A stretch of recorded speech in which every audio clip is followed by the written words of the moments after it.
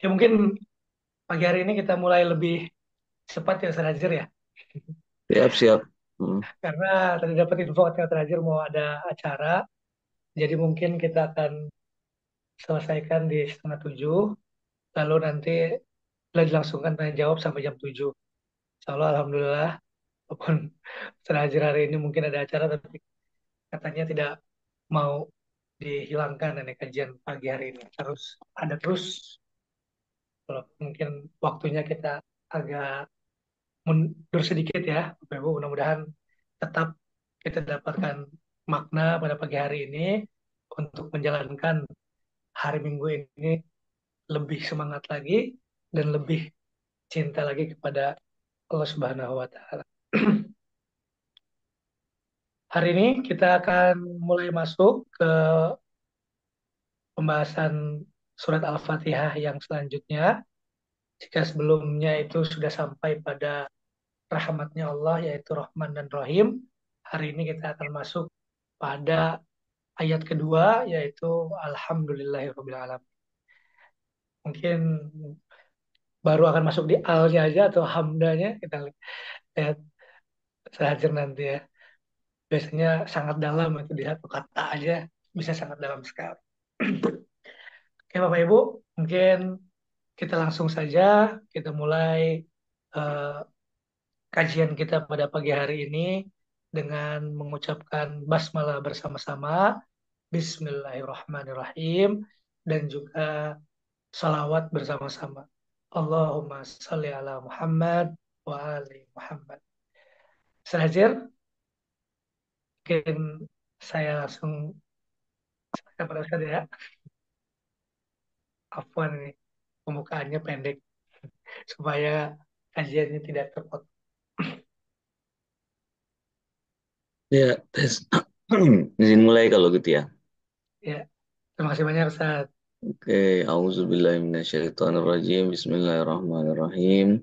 Wabihi nasta'in. Innahu khairun nasirin wa mu'in. Wassallallahu ala sayyidina Muhammadin wa ala alihi wa sahbihi. Amma ba'du. Assalamualaikum warahmatullahi wabarakatuh. Waalaikumsalam warahmatullahi wabarakatuh. Alhamdulillahilladzi hadana li hadza wa ma kunna linahtadiya laula an hadanallah. Allahumma akhrijna min zulumatil wahm wa akrimna binuril fahm. Allahumma iftah alaina abwaaba rahmatik wa anshur alaina khazain ulumik birahmatika ya arhamar rahimin. Kita bersyukur Bapak Ibu dan teman-teman semuanya, kita kembali diberikan nikmat dan diberikan taufik oleh Allah Subhanahu wa taala untuk melanjutkan diskusi-diskusi dan percakapan-percakapan kita. Mudah-mudahan sebagaimana yang selalu kita panjatkan, semua langkah-langkah kecil ini, upaya-upaya kecil ini bernilai keridhaan Allah, bernilai keberkahan Allah Subhanahu wa taala. Amin. Di pertemuan-pertemuan yang lalu, sebagai sebuah reminder, mungkin kita telah membahas satu ayat, Alhamdulillah, eh, Alhamdulillah. yang merupakan ayat pertama dari surat Al-Fatihah dan mungkin bisa disebut sebagai jantung dari Al-Quran dengan asumsi bahwa seluruh Al-Quran itu tersimpul dalam Bismillahirrahmanirrahim.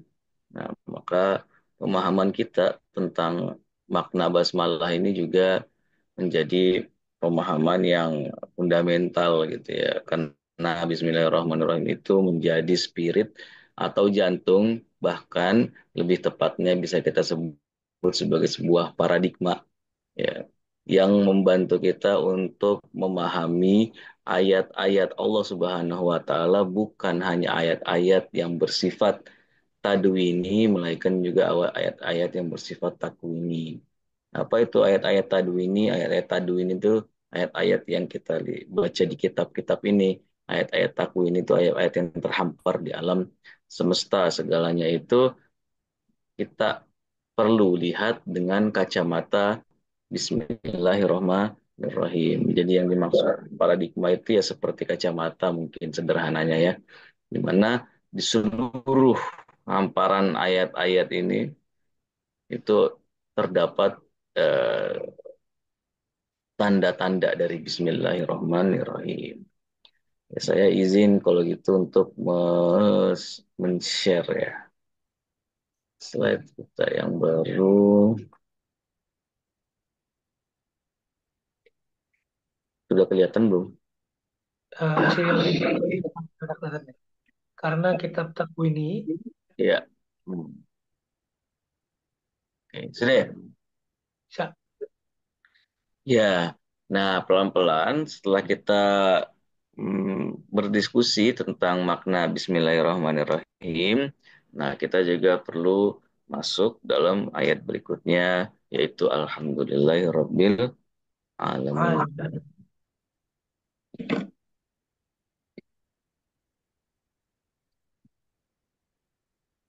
Iya, di sini kita kemarin sempat menyinggung ya bahwa jadi ada dua macam kitab gitu ya.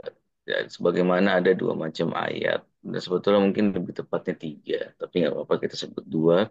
Yang satu yang takwin itu terhampar di alam semesta, termasuk di dalam diri kita ya, di dalam jiwa kita ya Bapak Ibu dan teman-teman ya.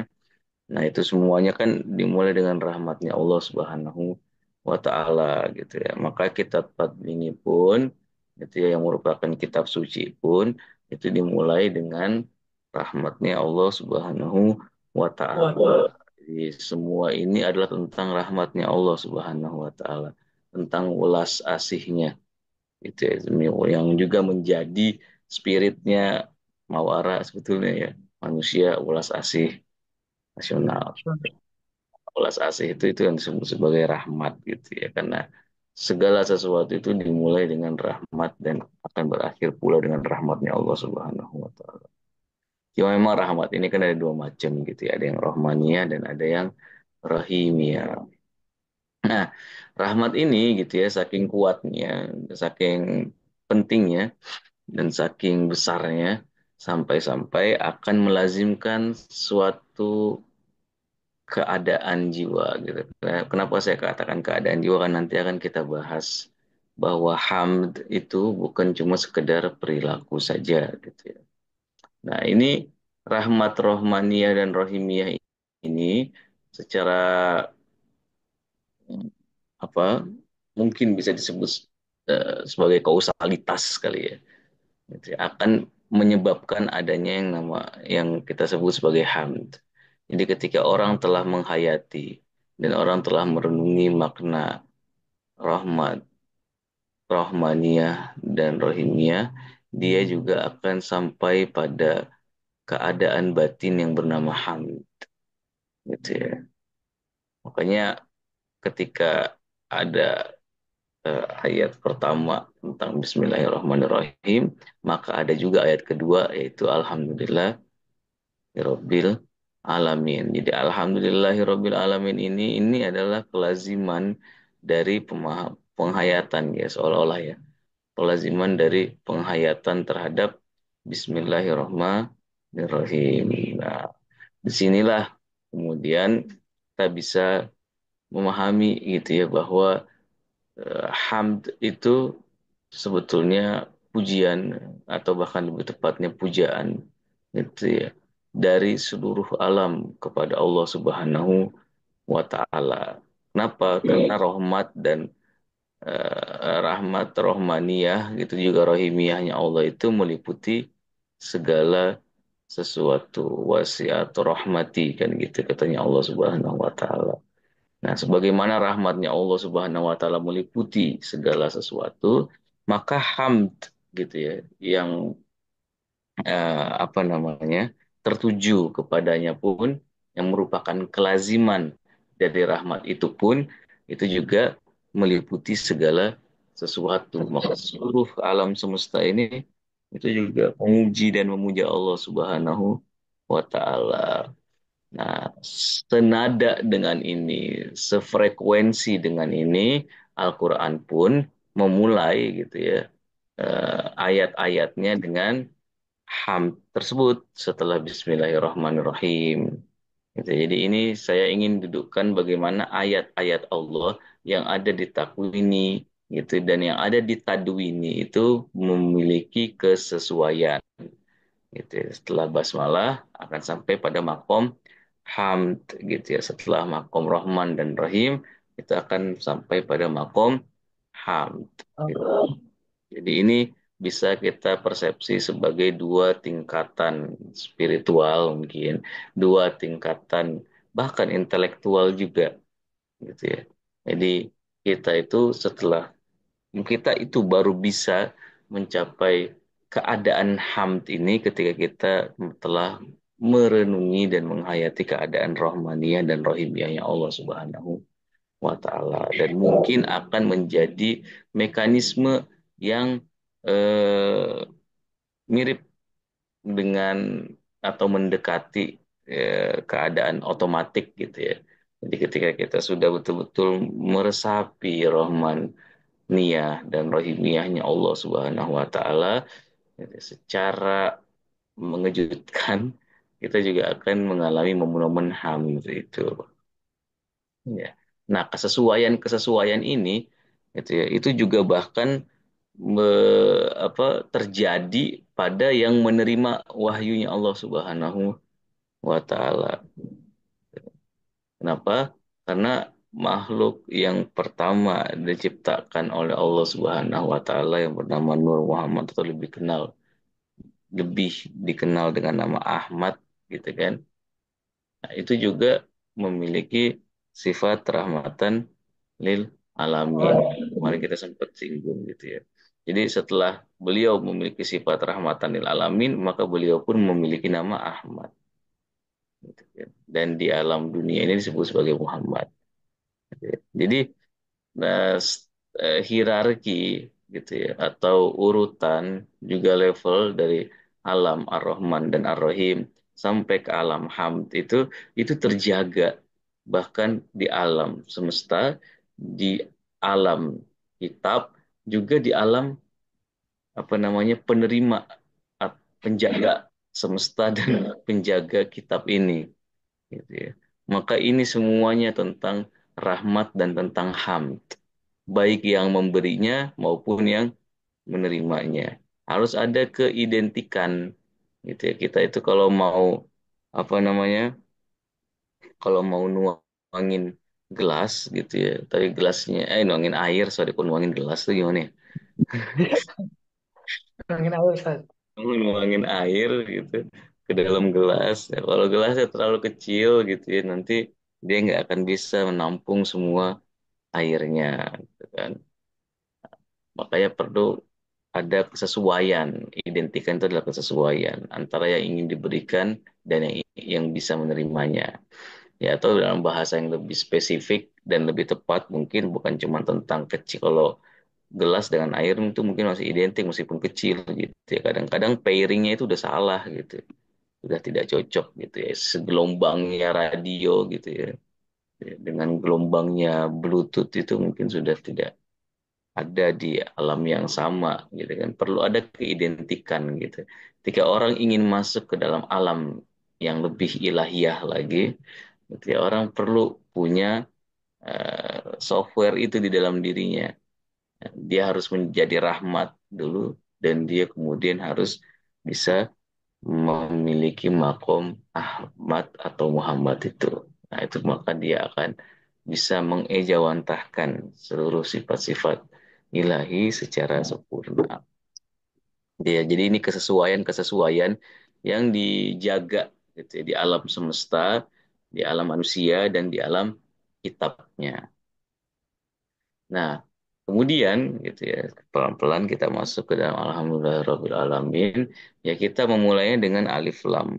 Ya kan? Alhamdulillahirabbil alamin. Nah, alif lam ini dalam bahasa Arab, Bapak Ibu dan teman-teman semuanya, paling tidak ada dua maknanya, gitu ya. Ada yang bermakna lil jins, ada yang bermakna lil istighraq. Nah, apa yang dimaksud dengan lil jins? Jins itu apa sih? Lil, lil jin, lil jin. Jins, jins, bukan jin, jin bukan makhluk itu. Jins. Lil Nah, ini jin. diakulturasikan dalam bahasa Indonesia juga. Jins ini sebagai jenis ya. Hmm. Jadi ada alif lam untuk merujuk pada jenis. Nih, kita bumbu jenis katanya. Ya, maaf. Ya, artinya apa? Jenis hamd itu, gitu ya, ketika dia maknanya lil jins, itu seluruhnya itu hanya milik Allah ketika kita bilang alhamdulillahirobbil alamin. Gitu ya, bos. Alif lam di sini itu juga punya makna gitu ya.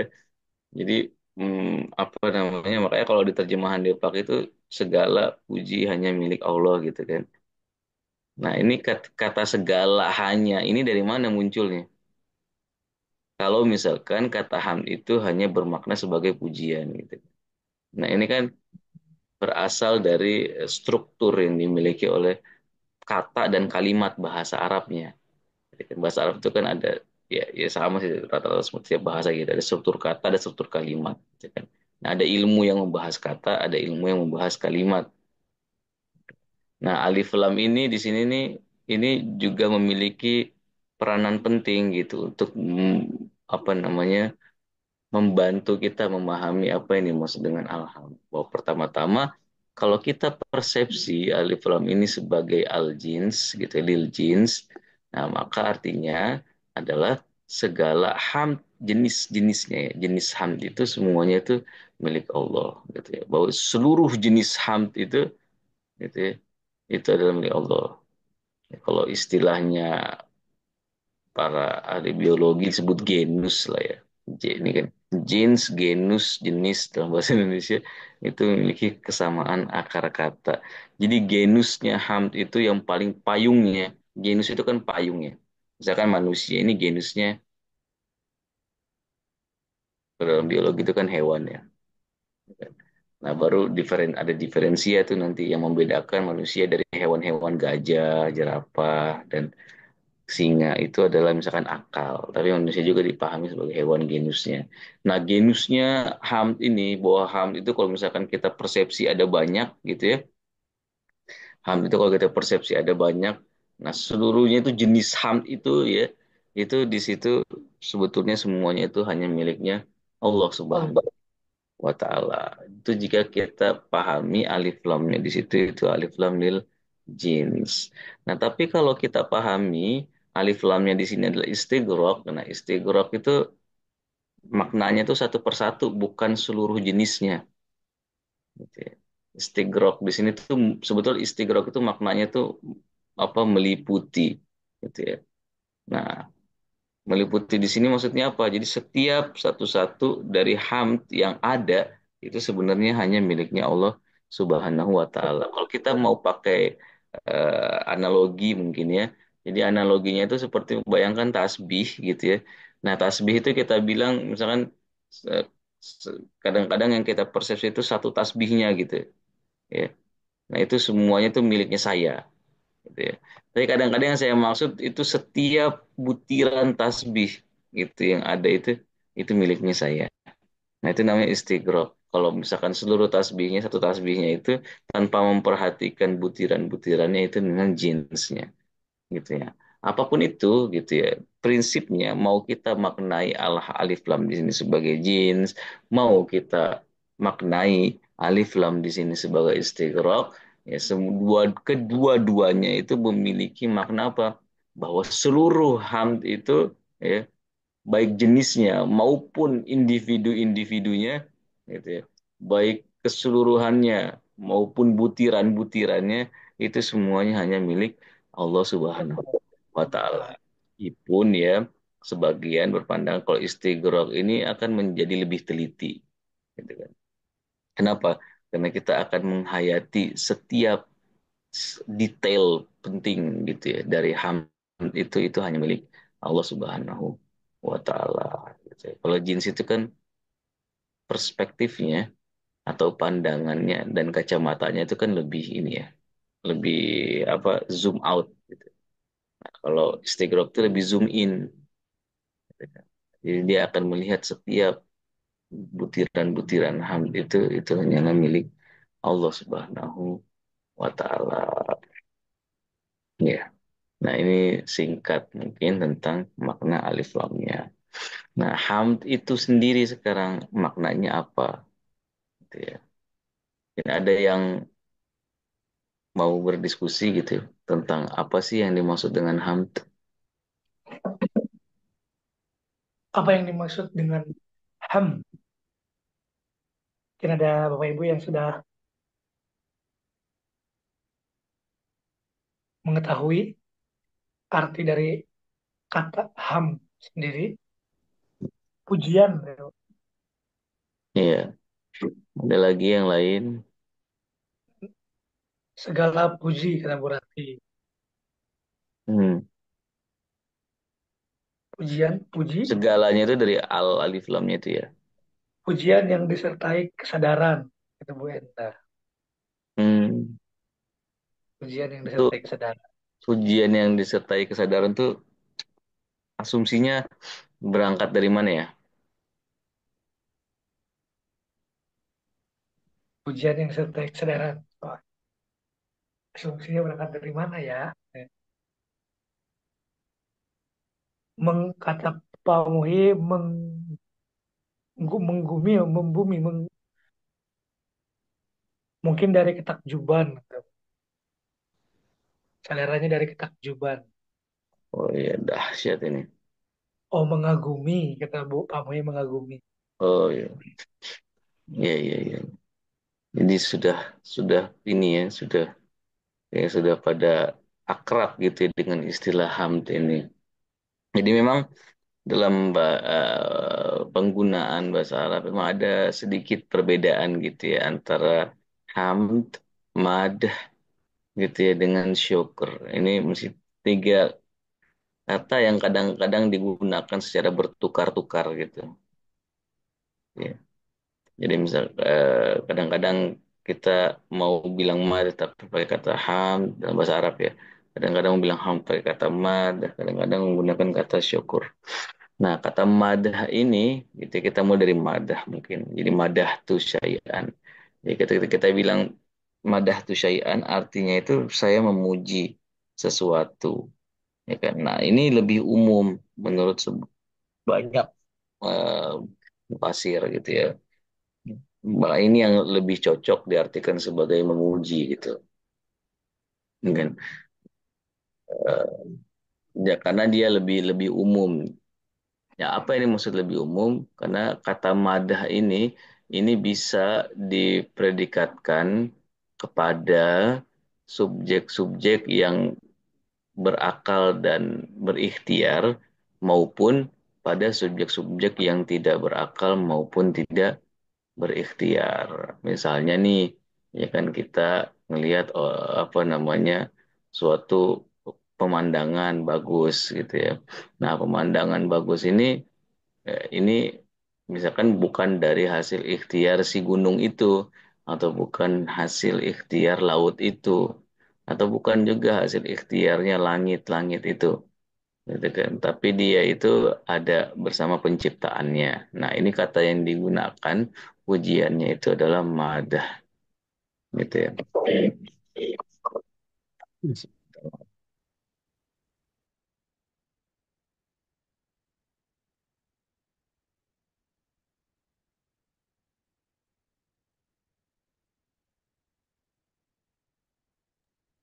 Ya, maaf. Nah, jadi madah itu Mada itu jadi artinya lebih dipahami, lebih umum ya. Bisa pada yang berakal dan bisa yang tidak berakal. Tapi tidak melulu tuh buat sesuatu yang tidak berakal juga gitu ya. Kadang-kadang kita atau yang berikhtiar gitu. Kadang-kadang kita menggunakan kalimat mada itu, kita tuh maksud orang Arab ya. Nah, itu untuk sesuatu yang eh, apa namanya berakal juga. Makanya dipahami. Kemudian kata madah ini lebih umum dari sekedar kata hamd. Jadi dia bisa disandarkan kepada yang berakal maupun yang tidak berakal, yang berikhtiar maupun yang tidak berikhtiar. Kadang-kadang kita lihat nih ada batu, batunya bagus banget gitu ya. Kita puji bebatuannya. Itu nggak pas tuh kalau kita memujinya pakai kata hamd. Nah, sementara kalau hamd itu gitu ya. Hamd itu pujian yang berangkat dari sebuah atau suatu subjek berakal dan berikhtiar gitu ya. Misalnya nih orang gitu ya, dia itu males, kemudian dia tiba-tiba jadi rajin gitu kan. Nah, dia tuh berusaha melewati suatu dilema gitu. Dia melewati suatu pilihan untuk menjadi tetap mager gitu ya, atau dia menjadi rajin gitu kan. Nah, proses dia meninggalkan rasa malasnya kemudian untuk memperoleh apa namanya sifat atau kesempurnaan rajin ini. Nah, ini sesuatu yang boleh disebut dengan kata hamd gitu ya. Begitu juga misalkan ada orang bawaannya itu pelit sebetulnya gitu ya. Kemudian dia menjadi dermawan gitu kan. Nah, ini proses dia meninggalkan keterikatan dia pada rasa pelit itu kemudian untuk masuk dalam dunia kedermawanan ini sesuatu yang layak diperdikatkan dengan kata hamd. Ya, atau kalau dalam konteks yang kemarin gitu ya, ya kadang-kadang kecintaan kita terhadap anak-anak, kecintaan kita terhadap banyak hal itu sifatnya impulsif, sifatnya lahir dari insting aja gitu kan. Nah, itu madah aja tuh, bukan hamd. Nah, tapi kalau itu berangkat dari hasil pertimbangan kita, itu berangkat dari hasil kesadaran kita. Kalau tadi kan Anda bilang tuh memuji dengan kesadaran, ya, kan, itu Hmm. apa asumsinya, gitu ya. Karena memang berbeda antara hamd dengan kalimat madah itu, gitu ya. Nah, di sini kemudian kita eh, karena pujian gitu ya, ini disandarkan pada subjek yang berakal dan pada subjek yang berikhtiar, maka kesempurnaannya itu bukan sekedar bukan kesempurnaan biasa yang akan kita rasakan. Gitu ya. Ketika kita memuji sesuatu yang apa sifatnya bawaan dengan sesuatu yang merupakan hasil ikhtiar, enggak, atau berangkat dari pengetahuan, itu level pujiannya itu berbeda gitu ya. Level kekagumannya pun akan berbeda juga. Makanya sebagian memandang bahwa kata hamd itu lebih dari sekedar pujian. Dalam bahasa Indonesia itu lebih tepat diartikan sebagai pujaan dibanding pujian. Jadi ada pujian, ada pujaan, gitu kan. Nah, kata hamd itu selain dia punya makna pujian, gitu ya, dia itu juga dekat dengan istilah pujaan. Nah, memuja itu ada unsur tadi yang semuanya udah disebutin ya, ada unsur kekaguman di situ, gitu ya. Nah, ada unsur kekaguman. Nah, unsur kekaguman inilah yang kemudian menjadi, ya, bisa kita sebut mungkin diferensi ya kali ya, pembeda antara hamd dengan madah itu. Kalau madah itu lebih umum gitu ya, bisa ada rasa kagum yang lahir dari pemahaman tentang ilmu dan ikhtiar tadi, bisa juga tanpa itu. Tapi kalau hamd itu pasti gitu ya, menurut para ulama itu pasti bersandar pada rasa kagum akan ilmu, juga ikhtiar, kekuasaan. Makanya kemudian alhamdulillahi Rabbil Alamin. Jadi itu berangkat dari rasa kagum terhadap rububiyah. Ya Allah Subhanahu. Rububiyah itu kan muncul dari apa? Ya minimal dari ilmu, kudroh, irodah, gitu kan. Nah, ilmu kudroh irodah ini ya ini menimbulkan semacam apa namanya kekaguman gitu. Kayak kadang-kadang sesuatu itu punya pengetahuan tapi nggak punya kekuasaannya, kemampuannya, betul nggak? Kadang-kadang kita tahu sesuatu tapi kita nggak mampu melakukannya. Kadang-kadang kita tahu sesuatu kita mampu tapi kita nggak ada irodahnya. Gitu. Kadang-kadang kita punya irodahnya gitu ya, tapi kita punya ilmunya tapi kita nggak mampu melakukan. Kita punya irodah, punya kekuatannya, tapi kita nggak punya ilmunya, itu nggak akan ada yang terjadi tuh. Jadi kekaguman kita itu muncul dari rububiyah. Rububiyah itu dari tiga macam sifat itu kan. Nah, ini apa namanya? Ini membuat kata hamd itu kemudian menjadi istimewa dibanding kata madah, bahwa di balik kata hamd itu ada kekaguman. Nah, ini akan menjadi cocok jika kita sandingkan kata hamd ini kemudian dengan Allah itu sendiri. Karena Allah itu maknanya yang kemarin itu bukan sekedar sembahan gitu ya, tapi juga sesuatu yang apa? Menakjubkan. Kata walaha itu kan sesuatu yang Sama. menakjubkan. Nah, sesuatu yang menakjubkan ini kata-katanya jangan pakai kata-kata yang umum, gitu ya.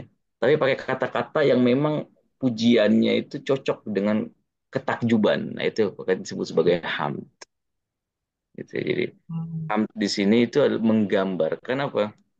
Menggambarkan ketakjuban kita pada luasnya ilmu subjek tersebut, pada luasnya kekuasaan subjek tersebut, pada luasnya kekuatan apa irodah dari subjek subjek tersebut, bahkan lebih daripada sekadar ilmu kudro dan irodah gitu, zat yang tak tergapai itu pada dirinya itu akan melazimkan kita itu meluber gitu ya, dan berada dalam kondisi hamd gitu ya. Ya, kondisi apa sih, mungkin lebih tepatnya bahkan bukan meluber kali ya, meluber itu kelazimannya gitu, kemudian ya lebih tepatnya di awal itu meleleh gitu ya. Kadang-kadang kita itu kalau apa kagum sama sesuatu gitu ya, kadang-kadang ada kayak ya kita nggak meleleh beneran sih gitu. Nggak kayak Hmm. tapi kadang-kadang ada perasaan meleleh itu tuh.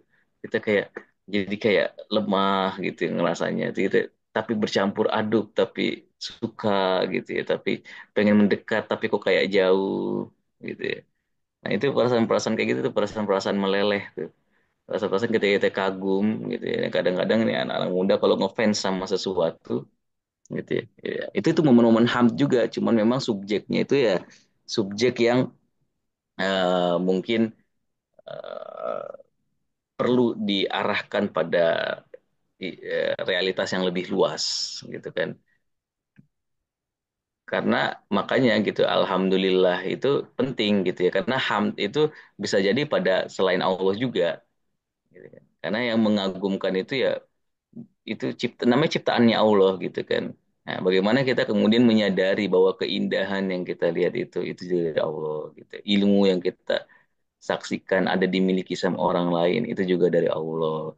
Kekuasaan yang dimiliki sama orang lain, kemampuan yang dimiliki sama orang lain, kapabilitas, potensi dan lain sebagainya itu juga sebetulnya miliknya Allah Subhanahu wa taala. Irodah gitu. Ada orang tuh saya tuh pernah beberapa kali ketemu orang tuh tekadnya Masya Allah gitu. Jadi udah dikasih cobaan segala macam tuh ketangguhannya itu yang apa ya, tahan banting gitu, Wah. kayaknya nggak ada yang bisa menggugurkan kalau dia tuh sudah bertekad gitu ya. Nah, itu juga ada orang-orang kayak gitu tuh kan menimbulkan ketakjuban ya buat kita gitu kan. Dan kadang bahkan Hmm. bikin kita tuh kayak ngerasa meleleh tadi itu. Nah, itu tuh momen-momen hamd itu. Nah, cuman hamd ini harus diarahkan pada sumber dari itu semuanya. Makanya alhamdulillah. Alhamdulillah. Alhamdulillah. Dan itu di apa namanya diarahkan pada zat yang memang sejak awal itu mengagumkan gitu. Gitu ya. Sejak awal itu apa namanya menakjubkan, itu yang disebut sebagai walahun. Sejak awal itu memang bikin bingung gitu ya. Kayak itu kan ada makna bingung. Kalau para arif kita dulu itu menukil sebuah riwayat itu dari Nabi itu bukan Robbi Zidni Ilman gitu yang diminta sama Nabi Muhammad. Jika nabi-nabi yang lain itu memintanya Robbi Zidni Ilman. Tapi yang diminta sama Nabi itu adalah Robbi Zidni Tahayyuron. Perasaan tahayur itu kebingungan yang muncul dari ketakjuban. Kok bisa ya? Kayak gitu loh. Nah, itu momen-momen takjub, momen-momen seperti ini diminta terus sama Nabi Muhammad. Jadi ketika Nabi Muhammad itu pengen terus mengalami perasaan-perasaan makin apa namanya, makin heran gitu, makin kagum, makin bingung. Nah, kebingungan seperti ini nih beda ya sama keraguan. Yakin gitu ya. Tapi perasaan ya takjub lah. Takjub itu ada bingung, satu sampai bingung gitu ngebahasa ini gitu ya. Tapi jangan dipahami ini sebagai sebuah keraguan gitu ya. Beda bingung itu, ada bingung itu yang berangkat dari keraguan, ada bingung yang berangkat dari ketakjuban. Nah, bingung berangkat dari ketakjuban ini disebut sebagai tahayur. Nah, ini yang akan yang akan memungkinkan kita memperoleh hidayah yang lebih besar lagi. Kalau orang sudah merasa dia tidak memiliki kebingungan, kira-kira ada maknanya nggak hidayah? Udah nggak ada lagi yang mau dia tahu berarti ya. Udah nggak bingung soalnya. Iya. Ya kan, jadi hidayah itu ada gitu ya, wajadaka dolan fahada gitu ya. Harus ada, ini dol yang ini agak beda maknanya dengan nanti goril magdubi alaihim waladolin gitu ya. Ya, harus ada perasaan, ya harus ada keadaan dol itu, ada keadaan tahayur lah dalam konteks kita lebih tepatnya. Harus ada keadaan hamd itu baru kita mendapatkan hidayah itu. Nah, ini kalau kita kemudian apa sudah ada di level apa, perasaan ilmu itu justru kadang-kadang kita akan merasa ya selesai gitu ya, udah berakhir dan kita ngerasa cukup dari Allah Subhanahu wa taala. Makanya alhamdulillah itu cuma buatnya Allah Subhanahu wa taala. Ilmu itu cuma buatnya Allah Subhanahu, kekuasaan annal quwata lillahi jami'an gitu kan. Bahwa sebuah kekuasaan itu juga miliknya Allah Subhanahu wa taala. Yang kita miliki itu apa? Makanya jokesnya Farhan ini jokes ya, jangan diambil hati, jangan diambil serius juga gitu ya. Jokesnya para arif itu bilang, ya Allah saya memiliki sesuatu yang engkau tidak miliki. Loh, kok bisa? Ini kan kok kamu apa namanya, kok jadi kayak kayak musyrik ini, kayak kafir ini bahasanya gitu. Tapi enggak, ini sebetulnya kiasan gitu ya dari para arif gitu. Apa yang tidak aku miliki tapi engkau miliki, kira-kira percakapannya begitu kan. Aku memiliki kefakiran, aku memiliki kelemahan, aku memiliki kebodohan, aku memiliki kebingungan. Nah itu, jadi salah satu yang kita miliki itu gitu ya. Jadi itu tidak dimiliki oleh Allah Subhanahu wa Ta'ala, dalam bahasa yang agak jokes gitu ya. Tapi kalau ilmu gitu itu cuman punyanya Allah Subhanahu wa Ta'ala aja gitu ya. Nah, orang bisa punya penuturan seperti ini yang kalau tidak salah pahami ya. Kadang-kadang banyak orang menyalahpahaminya. Orang bisa punya penuturan seperti ini karena apa? Karena mereka masuk dalam apa namanya, Ham. frekuensi ham tadi itu, dan sekedar frekuensi madah itu.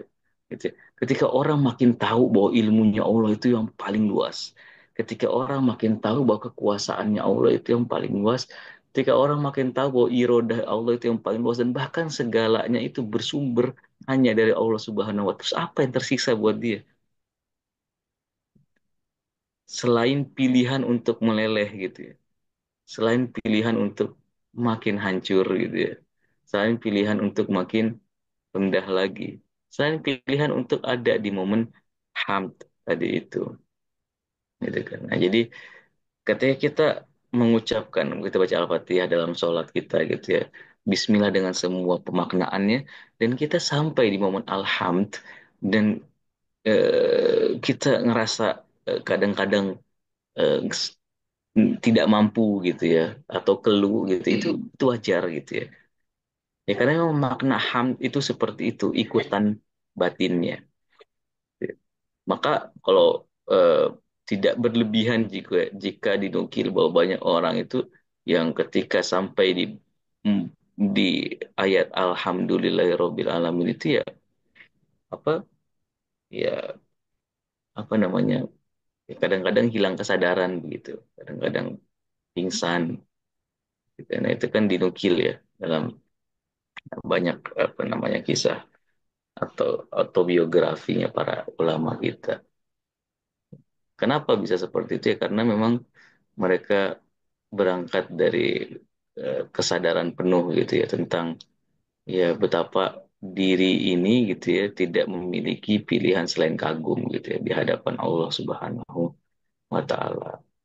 Nah, ada juga gitu ya yang namanya syukur gitu ya.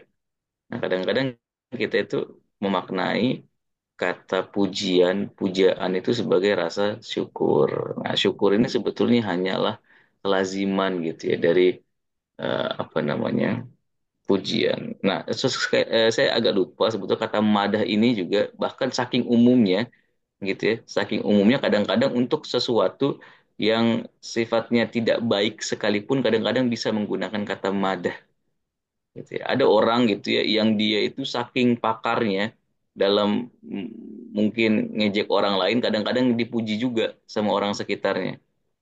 Ada nggak sih kita pernah ngalamin momen-momen kayak gitu dalam hidup ini?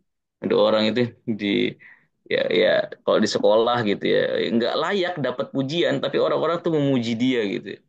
Misalnya karena dia tuh tukang bully misalkan. Atau karena dia misalkan Hmm. tukang berantem atau karena dia bandel. Nah, itu bisa juga digunakan kata madah. Tapi kalau itu baik, udah pasti baik itu pakai hamd. Makanya alhamdulillah itu cuma bisa digunakan dengan kata hamd doang. Dan kata hamd ini digunakan sama Al-Quran sebanyak paling tidak 40 kali. Hmm. Berapa belasannya gitu ya itu khusus untuk Allah Subhanahu wa taala gitu ya. Nah, kalau syukur ini gitu ya, syukur ini sebetulnya kelaziman gitu ya. Nah, kelaziman dari apa? Ya dari perasaan takjub tadi gitu ya. Nah, perasaan rasa syukur itu ada gitu ya. Ketika ketika ada yang namanya apa?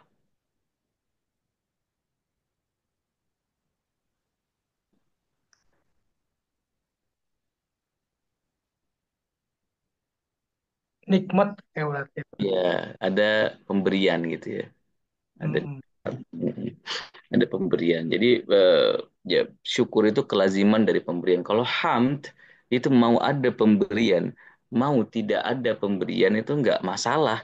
Orang saya kagum sama kesempurnaannya kok, gitu ya. Zat yang sempurna itu gitu ya, mau ngasih saya sesuatu, nggak mau ngasih saya sesuatu, ya saya sudah kagum sama dia. Jadi itu keadaan tanpa syarat. Ya, syukur yang tanpa syarat itu disebut sebagai ham. Tapi ketika ketika apa namanya dia bersyarat pada pemberian, maka itu disebut sebagai syukur. Gitu ya. Hmm. Itu level syukur. Jadi syukur itu ada di hadapan pemberian gitu ya. Nah, cuma memang kadang-kadang ironisnya kita itu jadi keinget gitu. Ya. Ketika kita bersyukur itu, ya kita itu bersyukur pada ini ya, pada tukang posnya dan kita nggak bersyukur pada pemberi hadiahnya. Jadi kisah ironi kita itu kan kadang-kadang begitu ya. Jadi kita itu ketika bersyukur kita cuma bersyukur pada wasilah-wasilahnya saja. Kalau kita misalkan nih dapat paket gitu, ada orang ngirimin hadiah ke kita, kita berterima kasih sama orang itu wajar dan itu bagus. Dan yang tidak mensyukuri makhluk tidak mensyukuri kholik, yang gitu ceritanya, kaidahnya. Itu juga itu tepat gitu. Tapi kenapa terputus di situ gitu ya? Rasa syukur kita. Jadi rasa syukur kita kadang-kadang terputus pada wasilah-wasilah saja gitu ya. Apalagi kalau sudah konteksnya jabatan dan lain-lain ini. Gitu kan. Kadang-kadang mediator ini ya udah berhenti di situ rasa syukur kita. Di broker-broker, di orang-orang yang lancarin urusan kita gitu.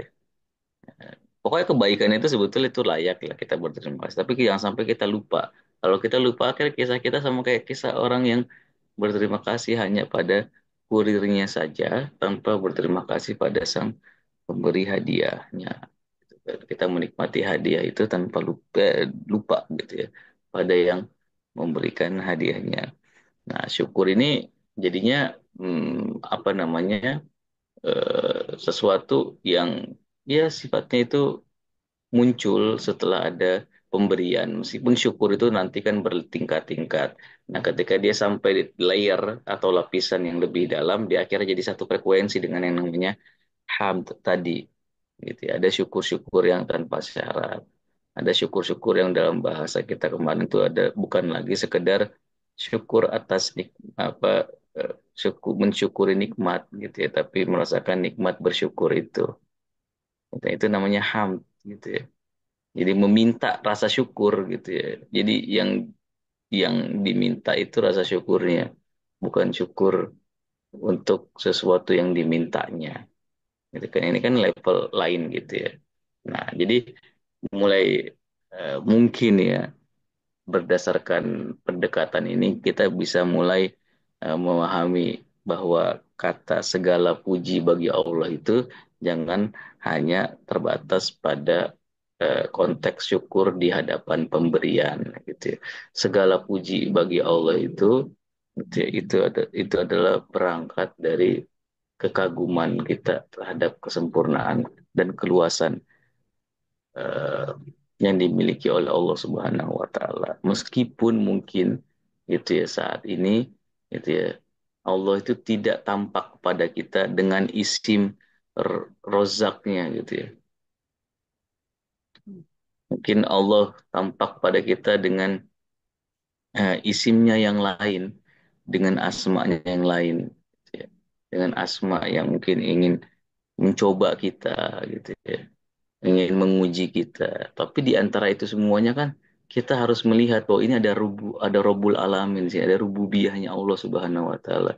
Dan bahkan lebih dasar itu ada rahmatnya Allah, rahmaniyahnya Allah, rohimiyahnya Allah. Ya itu yang akan menjadi pegangan kita gitu. Dan itu akan membantu kita kemudian untuk tetap senantiasa ada dalam kondisi hamd gitu ya. Jadi meskipun Allah tidak tampil kepada kita, tidak tampak kepada kita dengan apa namanya eh, eh, isim rozak itu, isim pemberi rezeki itu kita tetap bisa mengalami momen syukur tanpa syarat pada Allah. Kenapa? Karena memang dari awal kita sudah kagum gitu. Kalau kita sudah kagum, ya orang yang ngasih sesuatu sama kita, tidak ngasih sesuatu sama kita gitu ya.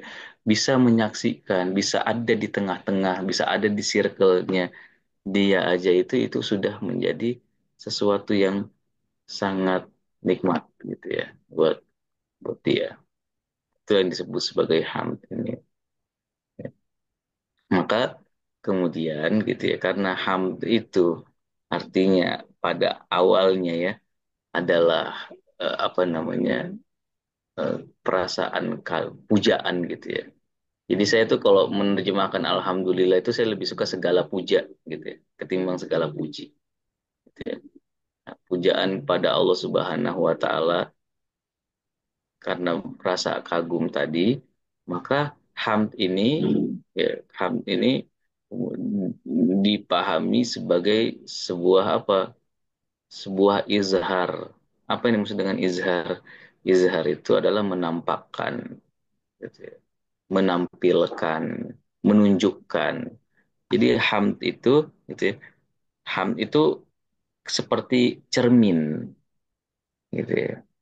Nah, seperti cermin, ketik cermin yang apa namanya bersih, cermin yang baik, itu akan menampilkan apapun yang ada di hadapannya. Nah, hamd itu ketika orang telah mengalami momen kagum, momen memuja itu, nah itu dia kemudian akan juga menampakkan kekaguman dan perasaan apanya takjubnya itu dalam berbagai bentuk gitu ya. Makanya kenapa kemudian kita eh, memahami kata hamd itu sebagai pujian gitu. Jadi pujaan dulu baru pujian. Gitu. Jangan pujian doang tapi tidak ada nanti jadinya menjilat. Gitu. Jadi kita kita betul-betul harus mengalami momen memuja dulu baru kita bisa memuji. Hmm. Pujiannya itu jujur gitu ya. Pujiannya itu tepat. Pujiannya itu memang sesuai pada kesempurnaan. Nah, setelah ada pujaan, ada pujian. Nah, muji itu kan bagian dari menampakkan apa yang kita puja gitu ya. Misalnya nih, saya memuji Mas Rizal, misalkan orangnya begini, begini, begini. Ya, itu bisa disebut sebagai hamd ketika saya sebetulnya sudah memuja salah satu sifat kemuliaannya Mas Rizal gitu kan. Ketika saya Hmm. kagum dengan salah satu sifat kemuliaannya Mas Rizal, misalnya untuk Bapak, Ibu, dan teman-teman semuanya, akhirnya saya pelan-pelan akan masuk pada alam lain yang bernama pujian tuh.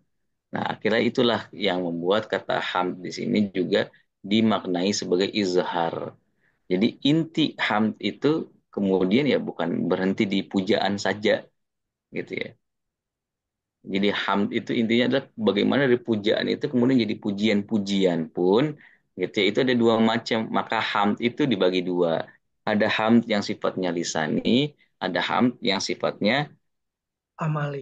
gitu ya. Hamd yang sifatnya lisan itu kadang-kadang kita menampilkan gitu ya kekaguman kita dalam bentuk lisan gitu. Wah, pinter banget. Wah, orangnya rajin banget. Wah, orangnya ini apa namanya capable capable banget gitu ya. Wah, wah ya, perasaan-perasaan wah itu kan dari itu wahnya itu bagian kekaguman ini. Nah, ini rajin banget ini bagian pujiannya nih dalam bentuk lisan. Nah, kadang-kadang pujian itu bukan cuma di lisan aja, tapi di perbuatan juga, gitu ya. Dimana yang tadi prinsip cermin tadi, dimana kita kemudian berusaha menjadi apa? Menjadi pantulan dari yang kita puja itu. Nah, itu yang disebut sebagai takhallaku bi akhlakillah, gitu ya.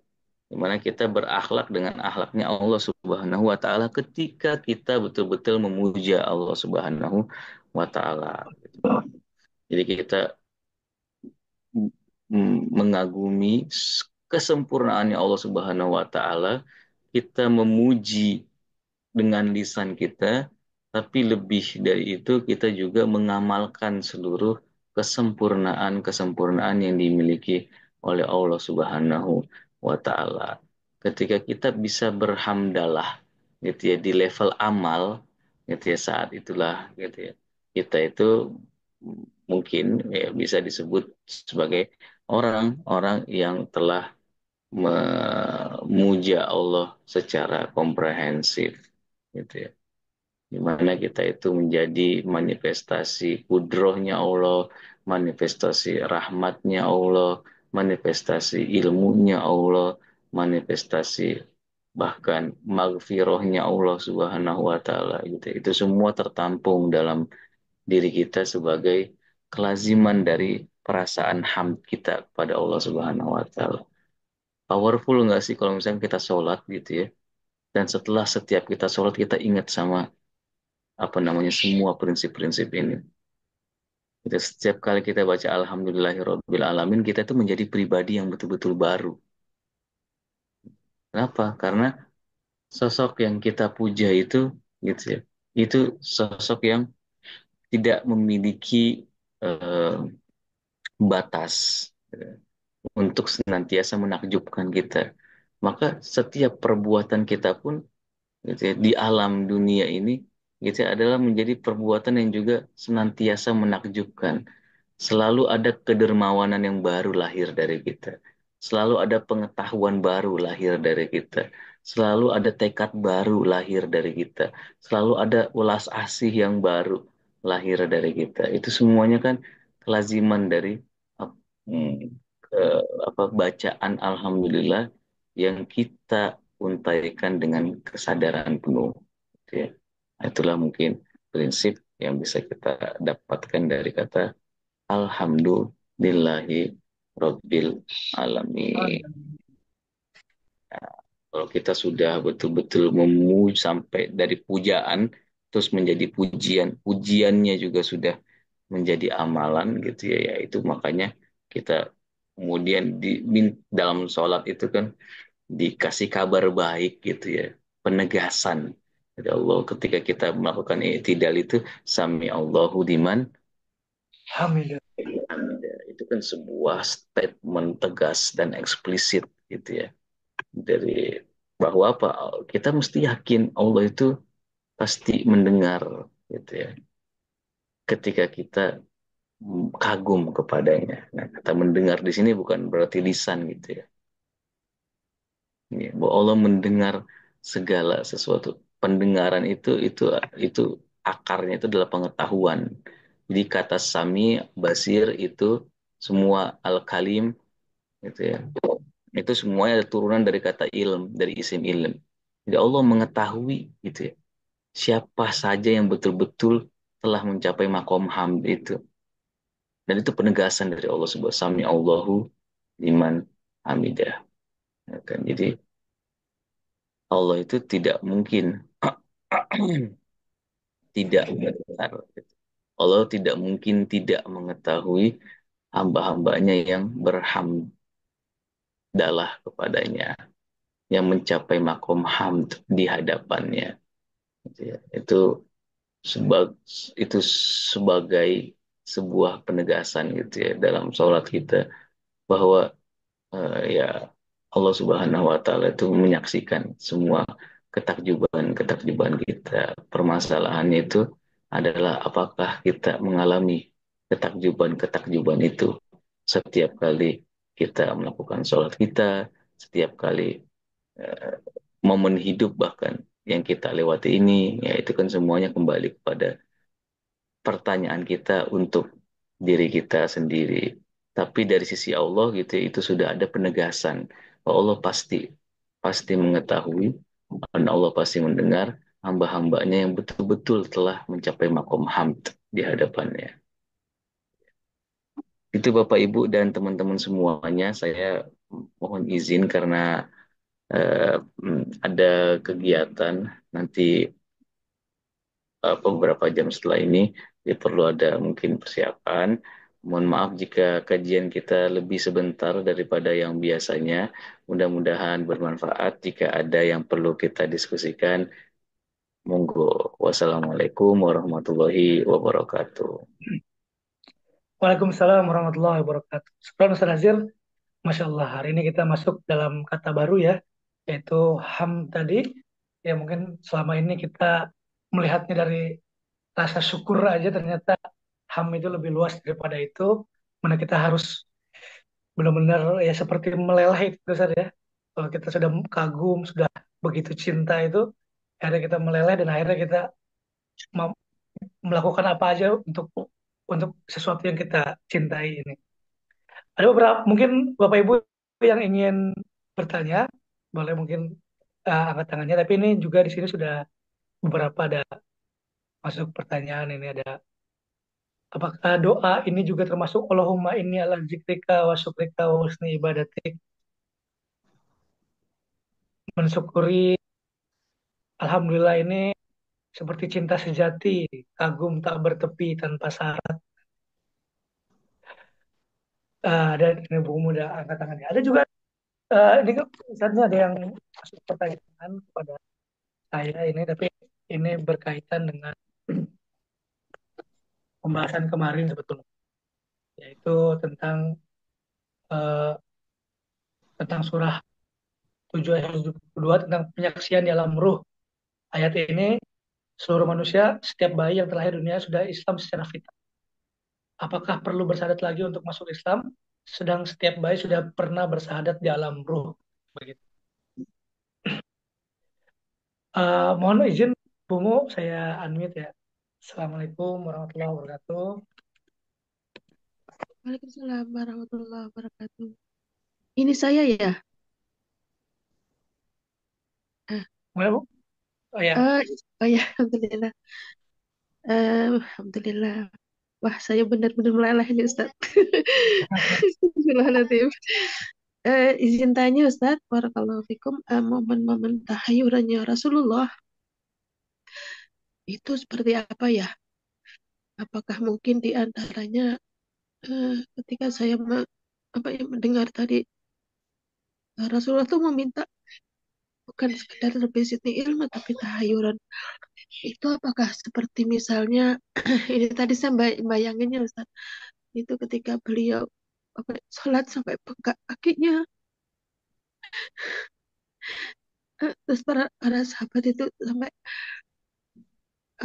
apa ya, eh, seperti misalkan hadisnya Rasulullah bahwa sensasi kematian di medan jihad itu seperti digigit semut. Apakah itu momen-momen tahayuran atau seperti apa? Kemudian tahayuran tadi kalau itu doanya Rasul itu di surat apa atau doanya seperti apa gitu ya Ustaz? Terima kasih. Jazakumullah khair. Masya Allah. Makasih Bu, atas pertanyaannya. Ya, kemudian bisa kita semakin meleleh lagi di hadapan Allah ya, dalam sholat-sholat kita dan sebagainya. Mungkin itu saja ya yang masuk kita pertanyaannya yang bisa direspon oleh Ustaz Hazir. Tafadhol Ustaz.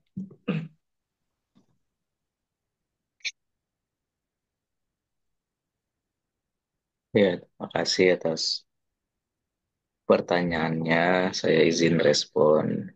Luar biasa semuanya pertanyaannya. Yang pertama tentang doa yang mungkin sering juga kita dengar, ya Allahumma inni ala zikrika wa syukrika wa husni ibadatik. Ya mungkin prinsipnya itu itulah sebetulnya prinsip dari hamd itu kan.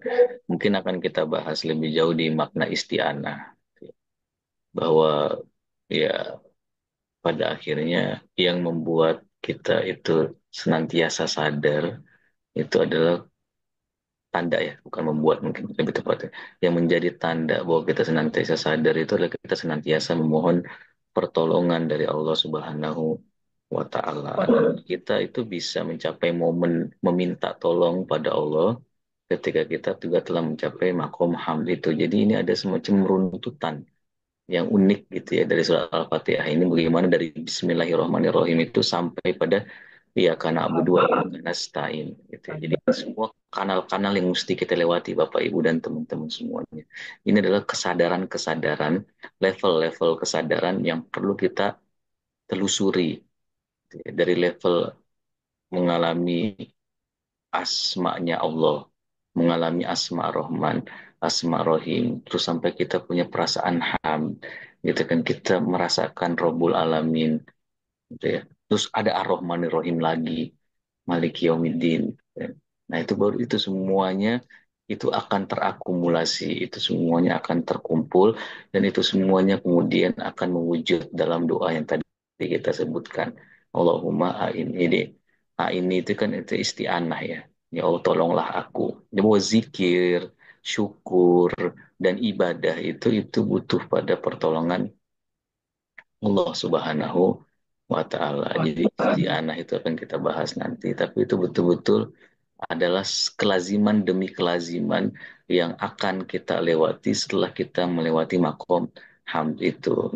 Jadi saya kira valid gitu ya, dan tepat jika kita mempersepsi kata apa namanya, kata doa ini gitu ya sebagai salah satu makna dari kata hamd. Cuma memang sebagai kelaziman-kelazimannya kali ya Bu, gitu ya. Ya ini isti'anah itu yang kelaziman dari orang-orang yang telah mencapai perasaan ham. Kalau orang nggak pernah mencapai perasaan ham itu, gitu ya, mungkin orang itu nggak akan atau mungkin intensitasnya lemah gitu ya. Jadi kita bisa ya bikin muhasabah buat diri kita sendiri gitu, apa kita telah eh, mencapai makom hamd atau tidak, itu dengan apakah kita telah betul-betul senantiasa meminta pertolongan dari Allah Subhanahu wa Ta'ala gitu ya. Semakin kurang gitu ya perasaan kita untuk meminta tolong pada Allah, mungkin semakin kurang pula gitu ya, kita itu sebetulnya ada di dalam frekuensi hamd tersebut gitu ya. Itu menjadi bahan muhasabah kita saja. Terkait alam ruh gitu ya, apakah itu berarti kita itu telah berislam, terus apa maknanya syahadah? Ya kita lupa Bu, atau Pak, atau teman-teman semuanya gitu kan, alastu birobikum qalu bala gitu kan, terus akhirnya kan gofilin, kita kan lupa gitu ya. Jadi ya perlu syahadah, bahkan bukan perlu syahadah lagi, syahadah itu terus-terusan setiap kita sholat itu kan kita bersyahadah. Jadi kan tandanya apa, syahadah itu bukan sesuatu yang kita ucapkan sekali, meskipun kita misalkan masuk Islam itu ya eh, apa namanya, perlu dengan sebuah pemahaman tentang syahadah di awal gitu kan. Ya tapi syahadah itu bukan cuma tentang permulaan, syahadah itu ada di awal, di tengah selama perjalanan, dan di akhir. Itu maka kenapa harus diulang-ulang terus gitu kan. Ya karena syahadah itu tentang penyaksian. Menyaksikan ini bukan sesuatu yang misalnya kayak kita nih misalkan nonton TV gitu melotot terus gitu kan. Dan kita juga kadang-kadang enggak gitu ya, kita nonton TV aja kadang-kadang kita ke distract gitu. Apalagi kalau yang kita mau saksikan ini panjang sekali gitu. Panjang sekali, kita nggak tahu di mana ujungnya gitu. Kita perlu terus terjaga menyaksikan dia. Gitu. Ini seperti yang itu, yang anak onta itu kan. Onta yang sangat saya rindu sama anak. Belum lagi tarikannya, belum lagi kekuatan di seluruh nonton TV aja kita kadang-kadang ke distract kok. Kita baca buku itu aja kadang-kadang. Itu kalau baca buku kadang-kadang udah kayak udah menghayal gitu ya. Jadi nggak maju-maju halamannya gitu. Itu kan ke distract gitu ya. Itu ya itu kan distractor semuanya. Itu kan menunjukkan betapa kita itu untuk bisa senantiasa full control terhadap diri kita itu perjuangan yang luar biasa hebat. Gitu ya. Itu makanya kenapa syahadah itu perlu terus menerus gitu, meskipun kita dari di awal itu ya sudah disaksikan gitu ya. Sudah bukan menyaksikan, dibuat bersaksi gitu, dibuat menyaksikan, ya itu kan bonus ya sebetulnya. Ya, cuman tetap aja bonus ini kan kita ya nggak bisa gunakan terus menerus. Ya bonus ini kemudian kita ya kadang-kadang tidak kita, bahkan kita apa, telantarkan gitu ya fitrah itu. Ya, makanya kita perlu terus punya penegasan demi penegasan. Itu yang dimaksud dengan zikir juga. Zikir itu mengingat, gitu kan. Berarti kita sudah pernah tahu, gitu ya. Kita perlu ingat-ingat terus. Kita perlu makin, ayat kalau istilah ayatnya kemarin, asyaddu hubban lillah, gitu ya. Bahwa mahabbah itu ya ada yang syadid, ada yang tidak syadid. Bahwa mahabbah itu ya gradual, gitu ya. Mahabbah itu sesuatu yang tidak bisa kita bikin pakem atau kotak-kotak yang statis di situ. Jadi bahwa kita perlu terus mendalam, mendalam, mendalam, dan bahkan satu-satunya yang mungkin kalau semakin digali justru semakin luas. Itu namanya mahabbah, gitu kan.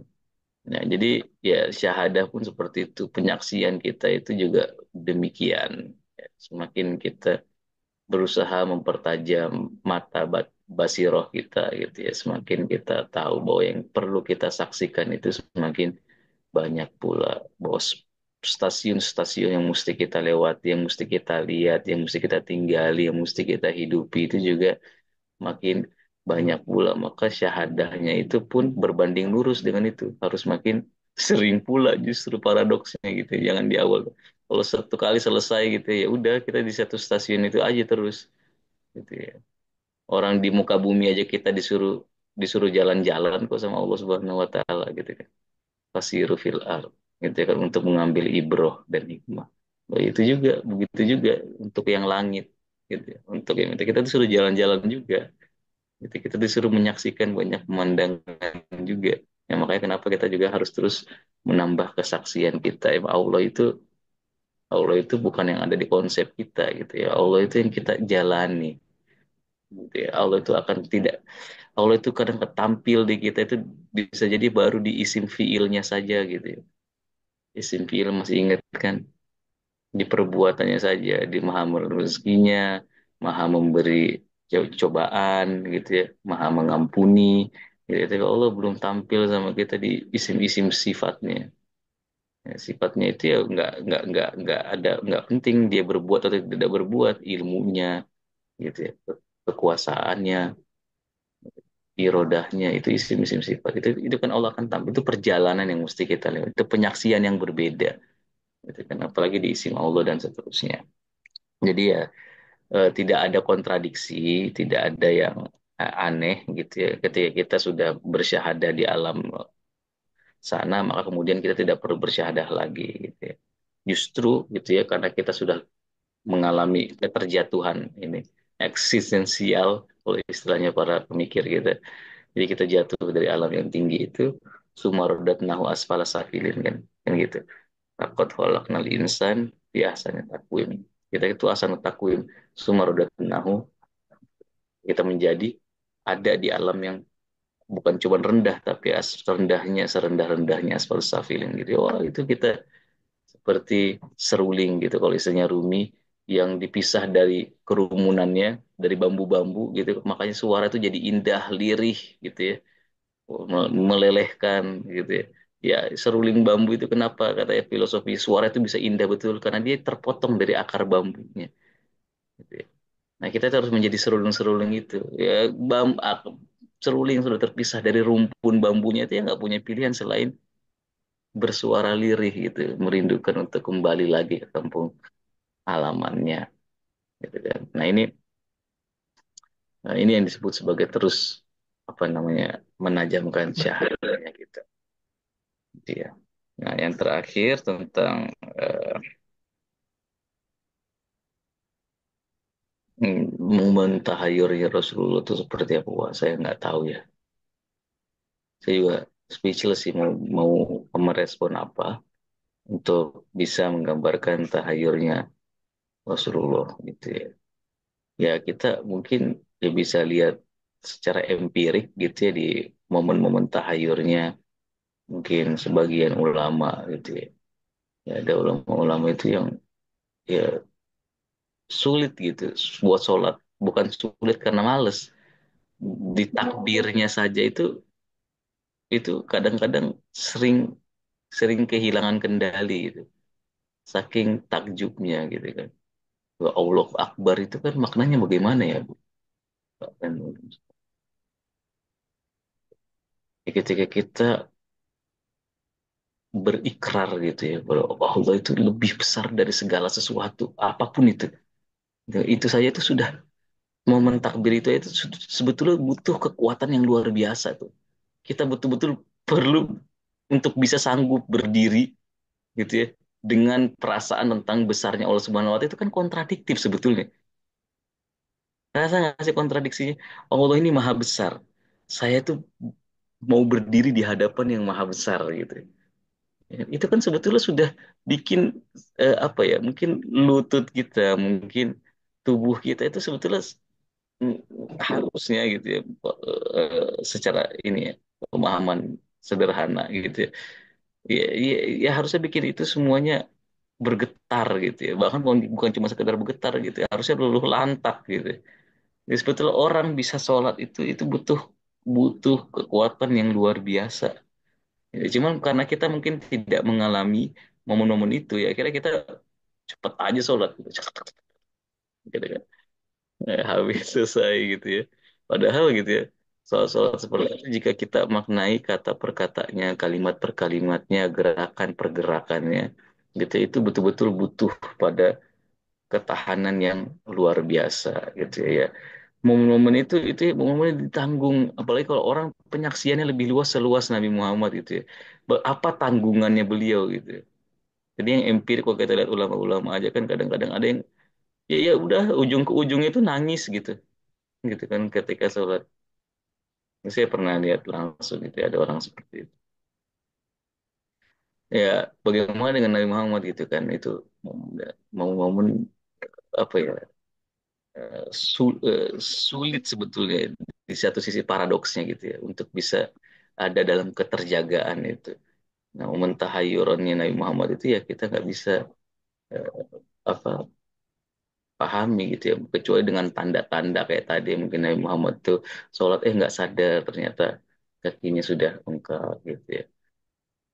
Momen Nabi Muhammad kemudian misalkan Sayyidah Aisyah itu kirain Nabi Muhammad pergi ke tempat rumah yang lain padahal misalkan saat itu waktunya bersama dengan beliau gitu kan, akhirnya mungkin terpantik sedikit rasa cemburu gitu kan, yang jangan Nabi Muhammad pas dilihat ternyata Nabi Muhammad lagi tersungkur gitu, ada kain hitam yang apa lagi membungkuk, kira siapa, ternyata Nabi Muhammad lagi nangis terisak-isak gitu kan. Udah bukan lagi pergi. Justru ya itu momen kayak gitu itu kan momen tahayurnya Nabi Muhammad, itu semua kan tanda-tanda, tapi apa yang sebetulnya disaksikan sama beliau ya nggak ada yang tahu gitu ya, nggak ada yang tahu. Yang saking nggak ada yang taunya Al-Quran pun nggak bisa membahasakan itu gitu ya. Karena kan logikanya Al-Quran summadana fatadalla itu kan, fakana qoba qausaini au adna gitu ya. Beliau lebih dekat, dekat, dekat dan terus dekat, mendekat dengan Allah sampai-sampai ya lebih dekat lagi, au adna. Jadi au adna ini dalam bahasa Arab ini sudah tidak terbahasakan lagi, eh, apalagi ayat yang lain gitu. Aku tuh sampai pakai mayuha gitu. Jadi pakai kata ma itu ya udah nggak ada kata-kata lagi. Jadi Al-Quran yang lisanun arabiyun mubinun gitu ya, itu sampai tidak bisa membahasakan pengalaman spiritual yang dirasakan oleh Nabi Muhammad, bahkan pengalaman wahyunya Nabi Muhammad Shallallahu Alaihi Wasallam. Ya, itu kan membuat kita sendiri, terus kita ini bagaimana ya mau mendeskripsikan perasaan itu ya, kita mungkin bisa meraba-raba aja melalui pengalaman yang empirik yang mungkin bisa kita pahami gitu ya. Jadi ya kita ini mendapatkan setetes dari tahayurnya Nabi aja itu sudah luar biasa gitu ya. Ya pelan-pelan mungkin, tapi nggak ada yang tidak bermakna gitu ya untuk tetesan ketika dia bergabung dengan samudera, kan gitu ya. Ya andai itu kita itu jika kita itu tetesan, ya satu-satunya cara kita itu bersambung dengan samudera, maka tetesan itu akan menjadi menjadi samudera juga. Jadi yang awal tetesan kalau kita lempar tetesan ketika dia udah jadi samudera. Ya ini masalah kita sudah tetesan tidak mau bersambung dengan samudera gitu ya. Merasa bisa berdiri sendiri. Wah, kehilangan isti'anah gitu ya. Kehilangan apa namanya ketakjuban, kehilangan keaguman. Ya udah nggak tahu apa yang bisa kita harapkan dari kehidupan kita ini. Nah, mudah-mudahan ya kita bisa merasakan tetesan demi tetesan tahayur yang dirasakan oleh para nabi, para walinya Allah, para arif, para mukminin, sodikin, solihin, gitu ya. Dan mudah-mudahan kita bisa menjadi tetesan-tetesan yang bersambung dengan samudera luasnya ilmu ilahi gitu ya. Samudera itu makin dalam, makin banyak cobaan. Samudra itu makin ke tengah itu ya bukan seperti riak-riak di pantai. Pantai itu indah, nyaman gitu ya. Ya tapi ya begitu doang apa namanya pengalamannya. Nggak akan ada keindahan-keindahan kedalaman samudra yang akan bisa kita saksikan. Kalau kita mau dapet yang lebih dalam lagi ya kita harus lewati ombak-ombaknya, mabuk-mabuknya dalam tanda petik ya. Oleng-olengnya gitu ya. Belum lagi Harus badai-badai. berenang, untuk menyelam ya. Semuanya mesti kita tanggung gitu ya. Itu yang akan membuat kita semakin merasakan kebingungan demi kebingungan yang baik ya tadi, bukan keraguan. Maaf ya, Ibu, Bapak, dan teman-teman semuanya cuma bisa merespon seperti itu. Mudah-mudahan bermanfaat, mudah-mudahan bisa membantu perjalanan intelektual, apalagi perjalanan spiritual Bapak Ibu. Mohon doanya selalu buat Bapak Ibu dan teman-teman semuanya yang mungkin mengalami kerapuhan, gitu ya, mengalami keremukan. Nah, itu momen-momen ketika Insya Allah mungkin Allah itu mau hadir di hati Bapak Ibu dan teman-teman semuanya karena Allah itu hadir di hati-hati yang remuk gitu ya. Jadi doakan semuanya kita, doakan semua yang ikut berdiskusi atau siapapun gitu ya yang ada di sekitar atau dimanapun yang menurut apa yang bisa tergapai dalam pikiran, khayalan atau mungkin lisan kita. Mudah-mudahan semuanya berada dalam keberkahan, semuanya berada dalam kebaikan dan semuanya senantiasa bertambah dalam dan dalam lagi perjalanan spiritualnya. Ya, eh, saya mohon izin kalau begitu pamit. Jika tidak ada pertanyaan lagi, wassalamualaikum warahmatullahi wabarakatuh. Waalaikumsalam warahmatullahi wabarakatuh. Terima kasih banyak, Ustaz Hazir, atas pemaparannya, atas waktunya, atas ilmunya. Mudah-mudahan ini bisa menjadi wasilah kita untuk semakin sadar, ya. Kalau tadi kata Ustaz Hazir, ya, momen-momen sahadah ini, penyaksian ini bisa kita terus lakukan dalam setiap perjalanan kehidupan kita. Mudah-mudahan di momen minimal di momen sholat kita ini yang hanya mungkin beberapa menit kita mampu menyaksikan Allah dengan sebenar-benarnya penyaksian sehingga kita mampu khusyuk dalam sholat kita. Dan mudah-mudahan dengan mampunya kita khusyuk dalam sholat kita sehingga kita mampu khusyuk juga dalam menjalani kehidupan kita, selalu sadar bahwa Allah ini selalu ada dalam setiap sendi-sendi kehidupan kita. Terima kasih banyak Bapak Ibu telah berkumpul bersama, berdiskusi bersama dengan Ustaz Nazir dalam kajian kita hari ini. Terima kasih banyak atas konsistensinya. Mudah-mudahan ini juga menjadi semangat untuk kita terus dalam segala keterbatasannya, dalam segala selalu menyempatkan diri untuk melaksanakan kajian ini. Terima kasih banyak Ustaz Hazir atas waktunya. Meskipun Ustaz Hazir ada kegiatan pada pagi hari ini, masih menyempatkan dan harus katanya ada kajian ini. Ya, mudah-mudahan selalu hadir setiap weekendnya dan membantu kita menjalani hari untuk seminggu ke depan menjadi lebih selalu ada kebaruan kalau kata Ustaz Hazir. Terima kasih banyak Bapak Ibu semua. Mungkin kita cukupkan kajian kita pada pagi hari ini dengan mengucapkan hamdalah bersama-sama. Alhamdulillahirabbil alamin, dan juga doa kafaratul majlis. Subhanakallahumma wa bihamdika astaghfiruka wa atubu ilaik. Terima kasih banyak Ustaz Azir, terima kasih banyak Bapak Ibu semua. Iya, Assalamualaikum warahmatullahi wabarakatuh. Waalaikumsalam warahmatullahi wabarakatuh. Mohon pamit. Terima kasih. Sehat-sehat semuanya.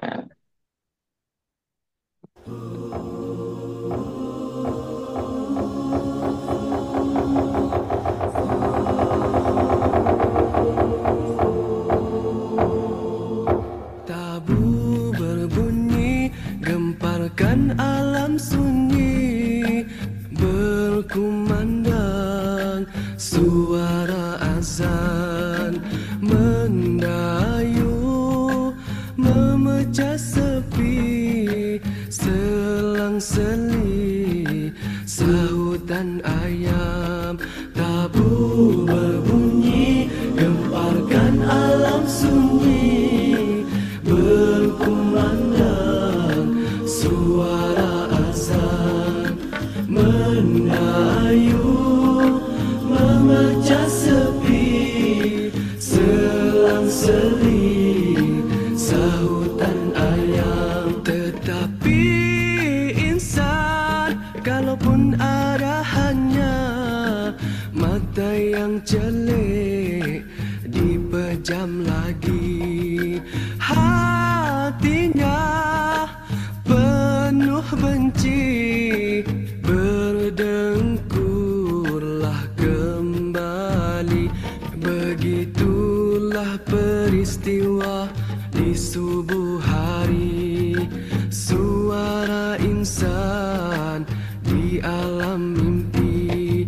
Tabu berbunyi, gemparkan alam sunyi, berkumandang suara azan, mendayu, memecah sepi, selang-seli, sahutan ayam. Ayuh bangunlah, tunaikan perintah Allah, sujud mengharap keampunannya. Bersyukurlah, bangkitlah segera, moga mendapat keredaannya. Begitulah peristiwa di subuh hari, setiap pagi